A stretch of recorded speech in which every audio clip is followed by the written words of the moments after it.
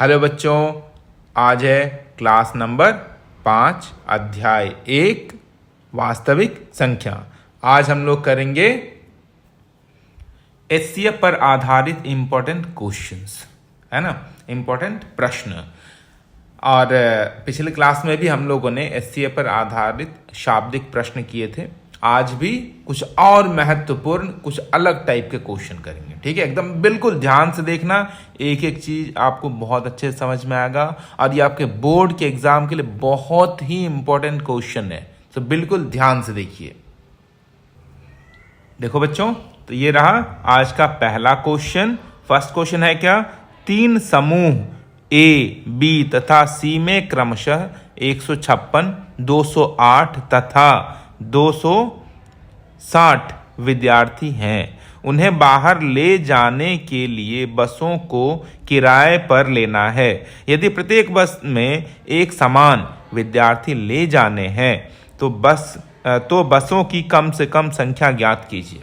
तो देखिए क्या है कि बच्चों, जैसे मान लेते सेक्शन ए में आप 156 स्टूडेंट्स मान लो, ये सेक्शन बी का है और ये सेक्शन सी का स्टूडेंट्स है। हमें क्या करना है, कम से कम बस चाहिए, यानी कि एक बस में हमें ज़्यादा से ज़्यादा स्टूडेंट्स को बिठाना पड़ेगा। तो यहाँ पे क्या एक शब्द आ रहा है, वर्ड आ रहा है, मीन्स ज़्यादा से ज़्यादा। तो ज़्यादा से ज़्यादा का क्या मतलब हुआ कि हम लोग पहले एचसीएफ निकालेंगे।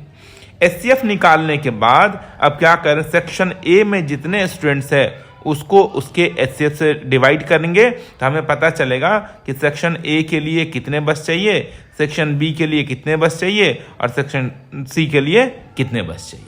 तो सबसे पहला काम क्या रहेगा हम लोग का कि तीनों नंबर का एचसीएफ निकालेंगे। ठीक है, तो एचसीएफ निकालने के लिए मैंने क्या किया, तीनों संख्याओं का अभाज्य गुणनखंड कर लिया। अब इस अभाज्य गुणनखंड को क्या करना है, यहाँ पे उसके गुणनफल के रूप में लिख लेना है। जैसे 156 को क्या लिखूंगा मैं, 2 की घात 2 गुणा में 3 गुणा में 13। वैसे जानते हैं क्या लिखना कैसे, तो ये सारे नंबर्स का यहाँ पे अभाज्य गुणनखंड में लिख लेता हूं। यहाँ पे सारे गुणनखंड को घातीय रूप में लिख लिया, ये तीनों का, पहले नंबर का, दूसरे नंबर का, तीसरे नंबर का, यहाँ से, है ना। जैसे 156 है तो 156 में क्या लिखना है, 156 को 2 की घात 2 गुणा में 3 गुणा में 13, 2 की घात 2 गुणा में 3 गुणा में 13। ऐसे ही क्या करना है, 208 और 260 का यहाँ से देख के आप समझ सकते हो कि कैसे लिखा गया। अब इसका क्या करना है, हमें एचसीएफ निकालना है। तो एचसीएफ के लिए क्या करते हैं, जो तीनों में सामान्य संख्याएं हैं उसमें छोटी घात वाली संख्या को लिखना है। आप खुद देख सकते हो कि तीनों में 2 2 और 2 मिल रहा है ना, इसमें छोटी घात वाली संख्या ये है तो उसको लिख दिया। फिर ये तीनों गुणनखंडों में देखिए 13 मिल रहा है तो 13 लिख दिया। अब क्या करना है, इसको एक्सपैंड करके और गुणा कर लीजिए। 2 की घात 2 का मतलब 4 हो गया और 4 गुणा में 13 कितना हो गया, 52। ये देखिए एचसीएफ आ गया 52, यानी कि एक बस में कितने, 52, यानी कि 52 स्टूडेंट्स को हमें बिठाना पड़ेगा। अब इस क्या करेंगे, इस 52 से इसको भाग करेंगे तो पता चलेगा कि सेक्शन ए के लिए कितना बस चाहिए। फिर इससे इसको भाग करेंगे तो पता चलेगा सेक्शन बी के लिए कितना बसेस चाहिए। वैसे ही सारे का निकाल के क्या करना है, हमें प्लस कर देंगे तो हमें पता चल जाएगा टोटल बस कितना चाहिए। तो पहले हम लोग क्या करते हैं, सारे सेक्शन के लिए 1 बाय 1 बसों की संख्या निकाल लेते हैं। तो समूह ए के लिए बसों की संख्या, तो देखिए फर्स्ट ग्रुप कितना है, 156 का है, उसको एचसीएफ से भाग करेंगे तो यहां पे हमें मिलेगा कि कितने बसेस चाहिए। तो जब आप 52 से 156 को भाग करोगे कितना आएगा, 3, क्योंकि देखिए ना 52 को 3 से गुणा करने से 156 हो जाता है, यानी कि ये 3 से कैंसिल हो जाएगा। तो सेक्शन ए के लिए बसों की संख्या कितनी, 3 चाहिए। वैसे सेक्शन बी यानी कि ग्रुप बी और ग्रुप सी का भी सेम इसी की जैसे हमें कैलकुलेट कर लेना है। जैसे हम लोगों ने समूह ए के लिए कैलकुलेट किया था, वैसे क्या करना है, समूह बी के लिए आप कैलकुलेट करिए, समूह सी के लिए कैलकुलेट करिए, तो बसों की संख्या यहाँ पे पता चल गया। ठीक है, क्या करना है, जितने स्टूडेंट्स है जिस मतलब समूह में, उसको उसके एचसीएफ से भाग कर दीजिए तो पता चल जाएगा कि कौन से समूह के लिए कितने बसों की आवश्यकता है, कि जरूरत है। तो सभी का पता चल गया, ए के लिए चाहिए 3, बी के लिए चाहिए 4 और समूह सी के लिए चाहिए 5। इसको ऐड कर लीजिए, पता चल गया कितने हमें बसेस चाहिए, 5 4 9 3 12 बसेस चाहिए सबको ले जाने के लिए।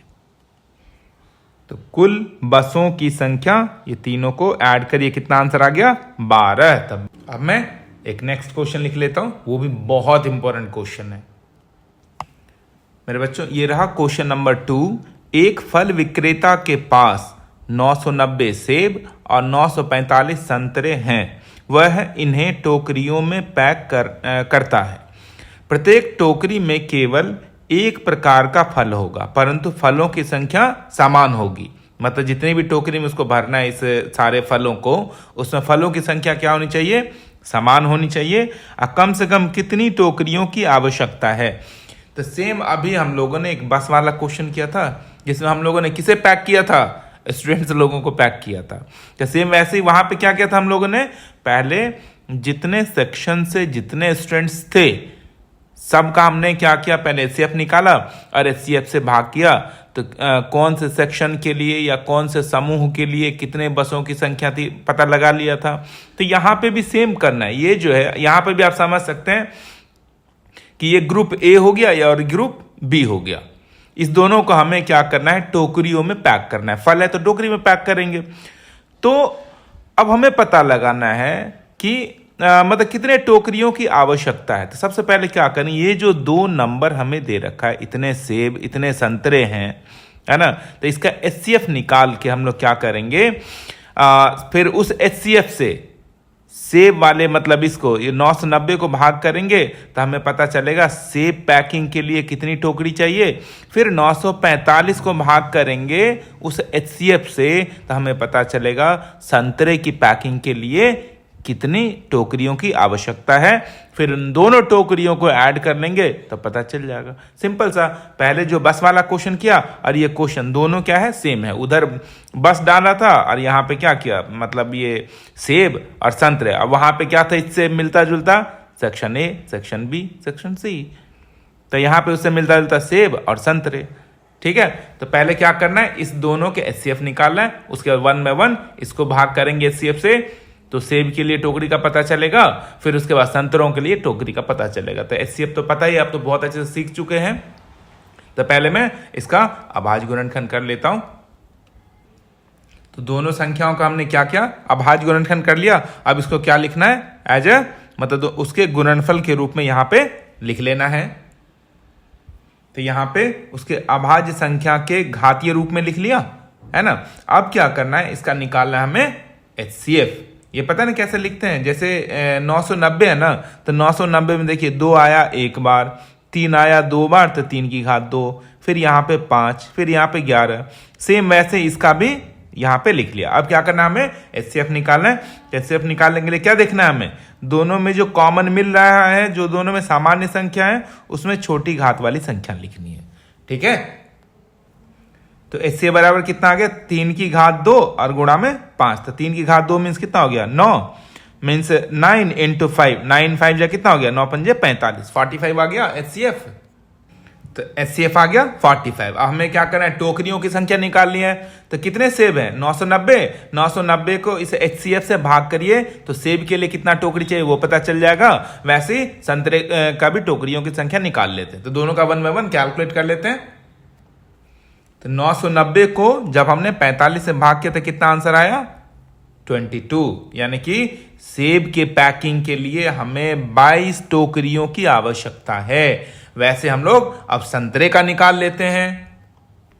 अब इस दोनों को क्या देखिए, तो इसके संतरे के लिए कितना चाहिए? 21। तो टोटल टोकरियों की कितनी संख्या होगी? दोनों को ऐड कर लें। देख लीजिए 2 1 3 और 2 2 4, मतलब 43 चाहिए। तो ये रहा कितना? 43 टोकरियां। अब हम लोग क्या करते हैं, नेक्स्ट क्वेश्चन की तरफ चलते हैं। ये रहा मेरे बच्चों आप लोगों के लिए थर्ड क्वेश्चन कि 3 टैंकरों में क्रमशः 187, 231 लीटर और 275 लीटर पेट्रोल है। उस बड़े से बड़े बर्तन की धारिता मतलब कैपेसिटी ज्ञात कीजिए जिससे तीनों टैंकरों के पेट्रोल को सही सही मापा जा सके। कहने का मतलब है, सिंपल सा पूछ रहा है कि वो कौन सी संख्या है जो इस तीनों को विभाजित कर देगा। यही है ना कि सही सही मापा जा सके, मतलब उसको मापने के बाद जो शेषफल है, कुछ भी शेष बचना नहीं चाहिए, शेषफल 0 आना चाहिए। तो आपको मैं पहले ही बता चुका हूं, जब इस टाइप के क्वेश्चन हो, ये कहने का मतलब ये कहना क्या चाह रहा है कि वो कौन सी संख्या है जो इस तीनों संख्या को विभाजित कर देगा। तो आप जानते ही है वो संख्या उसका एचसीएफ होता है। तो इनडायरेक्टली वो क्या मांग रहे हैं हम लोगों से, एचसीएफ मांग रहा है, बस घुमा के पूछ दिया, एक मतलब सिंपल सा क्वेश्चन बना के। ठीक है, तो हम लोग क्या करेंगे, इसका एचसीएफ निकालेंगे। एचसीएफ निकालने से पहले इस तीनों संख्याओं का क्या करना है, अभाज्य गुणनखंड। तो ये तीनों संख्याओं का हमने क्या किया, यहाँ पे अभाज्य गुणनखंड कर लिया। अब उसको क्या करना है, उसके गुणनफल के रूप में लिख लेना है। इन तीनों संख्याओं को क्या क्या हमने उससे घातीय रूप में लिख लिया। अब क्या करना, हमें एचसीएफ निकालेंगे। जो हमारा एचसीएफ होगा वही क्या हो जाएगा, इसका आंसर। बच्चों तो देखो, तीनों गुणनखंड में क्या मिल रहा है, 11 11 11। तो एचसीएफ कितना हो गया, 11। यानी कि जिस बर्तन से इसको हम लोग नापेंगे ना, है ना, गांव में तो कीप बोलते हैं उसको, जिस बर्तन से इसको हम लोग नापेंगे, ठीक है, उसकी धारिता, उसकी कैपेसिटी कितनी होनी चाहिए, 11 लीटर। मतलब 11 लीटर के बर्तन से अगर हम लोग तीनों टैंकर के पेट्रोल को नापेंगे तो कुछ भी शेष नहीं बचेगा। कहने का क्या मतलब है कि ये वो संख्या है जो इस तीनों संख्या को विभाजित कर देगा। ठीक है, इसलिए हमारे उस बर्तन की धारिता यानी कि उसकी कैपेसिटी कितनी होनी चाहिए, यानी कि आयतन होना चाहिए 11 लीटर का। ठीक है, इसलिए अभिष्ट बर्तन की धारिता कितनी होनी चाहिए, 11 लीटर का। ठीक है, अब मैं क्या करता हूं बच्चों, कुछ क्वेश्चन आप लोगों को प्रैक्टिस के लिए मैं 3 से 4 क्वेश्चन दे देता हूं। ठीक है, सेम ऐसे ही आपको सॉल्व करना। जिस क्वेश्चन में अगर आपको डाउट आ रहा है ना, वो डाउट मुझे भेज देना, मतलब वो कमेंट में लिख देना, मैं उसको सॉल्व करके मैं भेज दूंगा आपको। ठीक है, ये रहा मेरे बच्चों आप लोगों के लिए अभ्यास के लिए प्रश्न, है ना। वीडियो पॉज कर लीजिए या स्क्रीनशॉट लेके आप इसको प्रैक्टिस करिए, है ना। इसके साथ साथ एक काम और भी करिए, चैनल को सब्सक्राइब भी करिए, सिर्फ देख के मत भागिए। ठीक है, चलिए तो आज के लिए इतना ही। चलिए बाय बाय बच्चों, खुश रहिए।